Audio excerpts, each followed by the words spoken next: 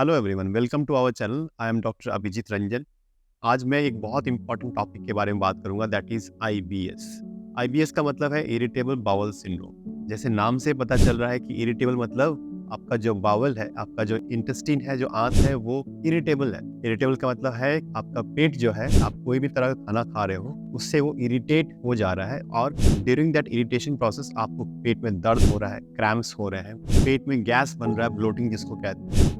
कई बार पेशेंट्स को कॉन्स्टिपेशन होता है, कई लोगों को डायरिया भी होता है, जिनको लूज स्टूल्स तरह का चीज़ें होती है। आईबीएस क्यों होता है, कैसे पहचाने कि आपको आईबीएस है क्या, इसके बारे में आज डिस्कस करेंगे। आईबीएस जो है वो खाने पीने से होता है, कई बार हमारे लाइफस्टाइल से होता है, कई बार पता नहीं चलता है कि इटियोलॉजी क्यों, कई बार फैमिली हिस्ट्री होती है कि किसी को मदर या फादर को आईबीएस का शिकायत है। अच्छा, ये पता कैसे करें कि आईबीएस है? आईबीएस में पेशेंट को यूजुअली नॉन स्पेसिफिक सिम्टम्स रहता है, पेशेंट को कब्जी रहता है काफ़ी दिनों तक, साथ में पेशेंट को पेन होता है। तो पेन जो है सबसे इम्पॉर्टेंट चीज़ होता है। अगर पेन रहता है तो वी कैन कंसिडर कि हाँ, आईबीएस हो सकता है। पेन के साथ साथ पेट में गैस बनना, खाना खाने के बाद पेट में अफारा बन जाना, फूल सा जाना, ऐसा लगता है कई लोगों को कि डाइजेशन नहीं हो रहा है। कॉन्स्टिपेशन प्रिडोमिनेंट एक होता है आईबीएस, दूसरा होता है कि डायरिया प्रिडोमिनेंट। कुछ लोग को दोनों भी होता है, मतलब कई बार कुछ लोग को कॉन्स्टिपेशन होता है, कुछ लोग को डायरिया होता है, मतलब मोशन पतला हो।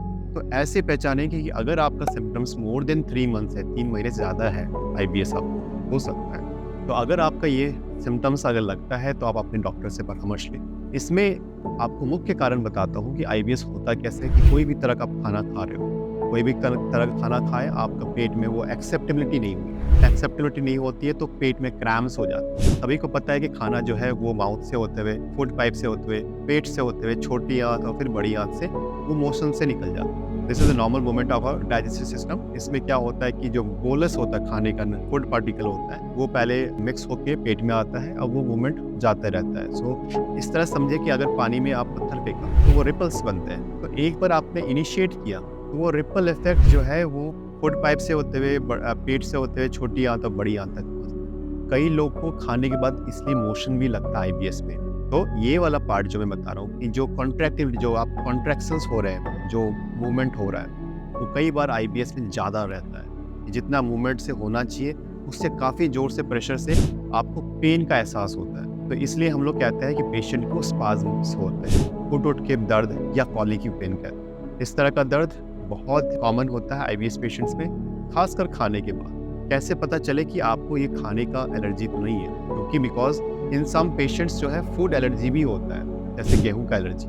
कुछ लोग को इसको कहते हैं सीलिएक डिजीज, क्योंकि गेहूं में, राई में, बार्ली में ग्लूटेन होता है। ग्लूटेन एक तरह का प्रोटीन होती है, ग्लाइडिन मॉलिक्यूल होती है, इसीलिए आजकल हर कोई खाने में आजकल टैग भी रहता है कि ग्लूटेन फ्री। तो आईबीएस पेशेंट में ये ग्लूटेन नाम का कई बार ऐसा देखा गया है कि सीलिएक डिजीज में भी पेशेंट्स को आईबीएस जैसे सिम्टम्स होते हैं। बट ओवरऑल आज मैं उस चीज़ पे डिस्कस नहीं करूंगा। सीलिएक डिजीज गेहूं का एलर्जी एक तरह से कहते हैं आमतौर पे।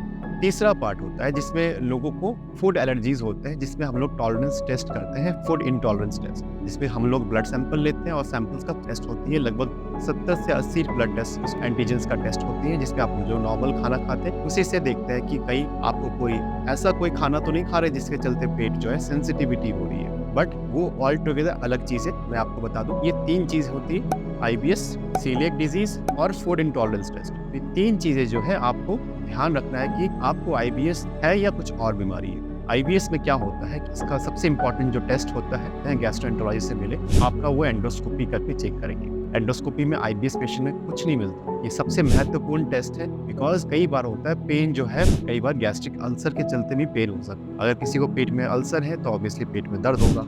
आईबीएस पेशेंट को पेट में दर्द होता है तो उसको लगता है पेट में घाव है, सूजन है, इंफेक्शन है। तो सबसे इंपॉर्टेंट, ना कोई टेस्ट कराइए, ब्लड टेस्ट मत कराइए, अल्ट्रासाउंड मत कराइए, सिर्फ एक एंडोस्कोपी कराइए। एंडोस्कोपी सिर्फ 2 मिनट का टेस्ट होता है। उसमें जो है गैस्ट्रोएंटरोलॉजिस्ट आपका एंडोस्कोपी करके फूड पाइप, स्टमक और इंटेस्टाइन को चेक करते हैं और एक ही बार में आपको डायग्नोसिस हो जाती है। आईबीएस पेशेंट में कोई तरह का प्रॉब्लम्स नहीं निकलता। तो एंडोस्कोपी में अगर आपका क्लियर है, अब नॉर्मल है, कोई सूजन नहीं है, तो आपका सेंसिटिविटी प्रॉब्लम है, you are having IBS. Treatment part आगे कैसे बताएं, डाइट क्या मॉडिफिकेशन होगा, ये किसी मैं वीडियो में और दिन में बताऊंगा। आईबीएस पेशेंट का एक तरह का एक सिमिलरिटी होती है जो आपको मैं समझाना चाहता हूँ। कई व्यूअर्स जो है हमारे शांत प्रभाव के होते हैं, आप उन लोगों से नहीं मिलना चाहते हो जो लोग आपसे अलग तरह का विचार हो या जो आपको परेशान करते हैं, तो आप अपने कम्युनिटी बना के रखें कि जो मेरे तरह से मेंटालिटीज होते हैं। उसी तरह से पर्सनैलिटी पेट का भी होता है। सो आईबीएस पेशेंट का सबसे इंपॉर्टेंट चीज़ है क्या खाना चाहिए, जो खाना खाने से आपको पेट में दर्द नहीं होता है। फॉडमैप डाइट कहते हैं। नेक्स्ट टाइम हम फॉडमैप डाइट पे बात करेंगे।